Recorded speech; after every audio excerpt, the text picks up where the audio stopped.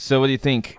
This and this and 10 other Stonemaier games can fit in a board game? No way. Yeah, easy. This is the review for the board game Rolling Realms, the good and bad about it. By the end of this video, you will know if this game is for you. We have 6 burning questions that we will answer, but before we do that, Giannis, what is this game all about? It's about rolling. Rolling Realms? And writing. Oh, so not Rolling Realms. It's writing realms. Writing Kind of realms. writing on realms. So you are rolling dice and writing on realms. In this game, you are you. And you are rolling through the realms. And each realm is a card. And you will write on those cards to score points. You win this game if you score the most points. Very simple. Very simple. Or if you're playing solitary version, yes, this game has a specific solitary version, if you defeat its specific requirements.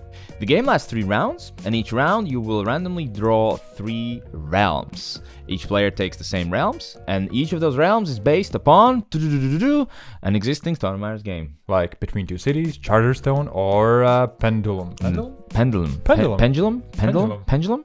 One of those words. Each of these realms were completely different. The similar thing is that whenever you roll a die, you can mark something or write something. You get a power, and also you can collect stars in a different way. But how exactly you do that, it depends on the specific realm. Each realm is like a separate mini game with its own rules. So this is actually like these old-time cartridges where it says 11 in 1.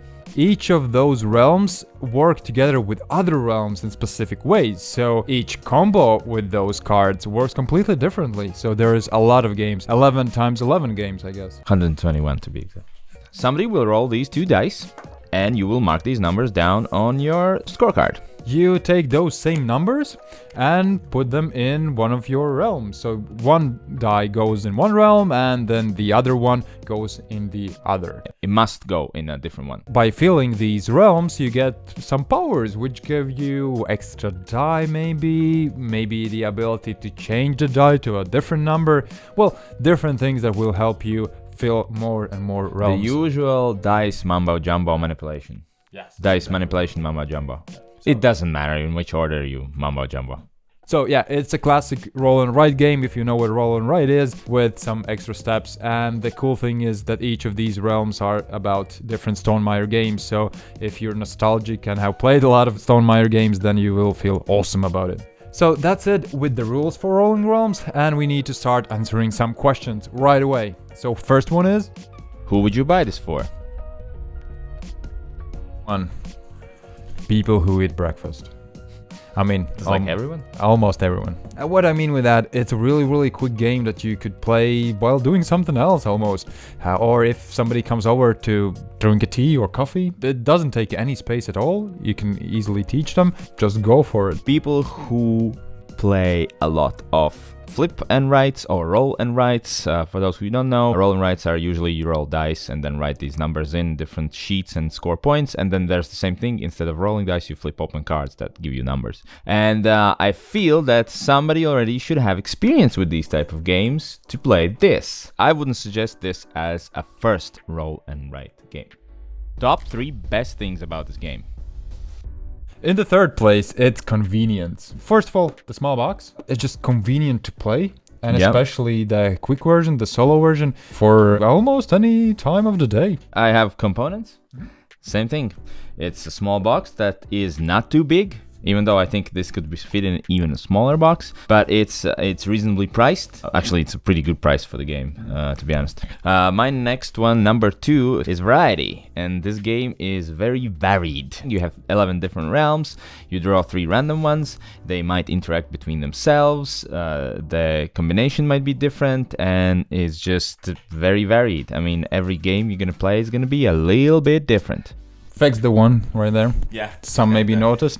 Did you notice? Did you notice? The second thing is the challenge. It's not that easy to figure these ones out, to get the perfect score for sure, especially when you play the solo version. I'll just quickly add on that I had choices on number 1, which is, I mean, this is a simple roll and write, but the choices here might have been actually the hardest choices in any roll ride I've played, or at least definitely at the top. But let's go to solo game. Since I did not play it, I read the rules and I thought this sounds super cool. And looking at your board, Guess it is. It's very, very cool. I enjoyed it. When you play solo, you try to fulfill this mini golf course, which is 18 levels. Each level will give you a different challenge. For example, you can only fill fields that are right next to each other. Each level will be more and more challenging, I guess, and different and feel different. I actually enjoyed playing the solo variant with multiple people. Not just play the regular game, but have extra this challenge. If you don't fulfill this challenge, you lose the game. There was this threshold that you need to fulfill, and it felt more unique than anything else here. I didn't think of that. That is a very cool idea, yeah. Just like playing the real mini golf, right? Yeah, exactly. Solo game was my favorite thing here, but there is a big minus, which we're gonna talk about in the next chapter, which is... worst things about this game. So we have a scale from 1 to 5. How worried are you about this bad thing? And Yanis, you will present the first one. And I'm gonna rate it from 1. 1 being that you forgot your favorite game at home and can't play it with your friends. But tomorrow you're gonna meet your friends anyway, so it's fine, you can play tomorrow. 5 being you don't have any dry eraser markers or any markers at home. And you have to play a roll, right? That's like impossible. Yeah. That's bad. How would you go around that? Not play games. Oh! So the first one, you go first. The complexity of different cards is gonna be my bad thing about this game. Not necessarily a very bad thing, but this is wrong, right? It's simple. Let's go. 3 cards. Okay, so this card is simple. You just do that, do that. Okay, this card... wait, let me just read the explanation.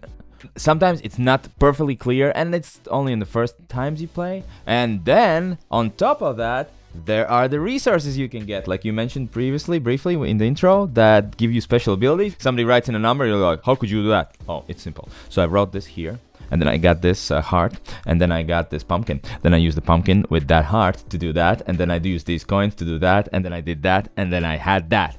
Okay, if you say so, just write any number you want. To be honest, I love that part. I really love that combo, yeah. It's not necessarily a super bad thing, but it makes the entry into this game much higher. There are some small details that you miss all the time, especially if it's the first time you are playing, so I totally agree, and it's a 3 for me as well. The thing is that once you go through all of them, then it's all right, and teaching to others, it gets simpler with time as well. The biggest problem for me, you just can't finish some of these things if you don't get the right rolls. I had this multiple times where I'll roll the dice and I get 2 and 6. Next time I roll, I get 2 and 6. Next time I roll, I get 2 and 6. And when you get the same numbers all the time, you can only fill the same spaces that you can't fill anymore. And then it could get frustrating in the solo. That's why it's the big minus of the solo game, luck from the dice. So be careful if you don't enjoy that at all. Yeah, how do you feel about it? I don't know. I haven't played, so I don't... But it feels really frustrating, so I'm gonna give it a 3. Based on your level of frustration. Like, it's frustrating. So yeah, I'm gonna give it a 3. Not game-breaking, probably, but definitely really annoying. I actually don't have a lot more to say about it. Yeah. It's a simple game, and the biggest thing, I guess, is the understanding the rules. So, no more worse things. Let's move on. How long is the honeymoon? 3, 2, 1. They lived happily ever after. Yeah, I have it. If you love it, it's forever. There's nothing to get bored of. There's nothing that will feel the samey, because there's a lot of games you can get out of. A lot of combinations. A lot of combinations. There's a lot of challenges that you won't defeat for the first time. If you like it, it's there forever. What's the best alternative? 3, 2, 1. Cartographers. Clever series. Twice as clever, so clever, and clever cubed. Clever cubed. They are probably the most complex roll and writes I've ever played. Rules-wise and decision-wise. And I feel like this has the same lots of stuff where to write things in. Hard to comprehend at first. How exactly does it, work together? But if it makes you feel really, really good when you're like, so I do this here, then I get this here. Like here with using these resources for special abilities, it feels similar to Clever. Went with Cartographers, which is flip and write game. So the scoring cards there are pretty complex as well, and sometimes you explain to people and they go, so wait, what? There's the sense of planning where you will put those things and drawing. So it's more creative, I guess. Definitely more creative, yeah. And this feels more mathematical, just numbers. So I would go with your alternative. It's closer. I'd give this as a first roll and write. I wouldn't none of these. Could be, yeah. Final rating, huh? 2-1. Well, it's fantastic. Wow. I have a very good game because Jan says the solo game is great. No, I do enjoy this game. I think it's a really good, unique roll and write. This was like super fresh. The more I play it, the more I like it. And I think for me, this might go up to fantastic as I play. Excited to play the solo variant. I would go with very good as well if there wouldn't be a solo variant. Because of the solo variant, it gave this game like whole new meaning because it's so quick. For this one, it's 10 minutes and then you reset and go and you can play it wherever. It's just so convenient. One of my good points was so convenient that I think for what it is, for how cheap it is, how good looking it is, with all that, it is fantastic. Of course, it won't compete with other games we rated this highly, which are the big ones. But for what it is, absolutely fantastic. I think I'm happy that this will be in our shelves for sure. And that's it for our review. I hope you know if this game is for you. Subscribe, like, share, and come back for the next one. Yeah, see you next time. I mean, they have a ton of expansions, right? They could do like an expansion rolling realm. Rolling through expansion realms.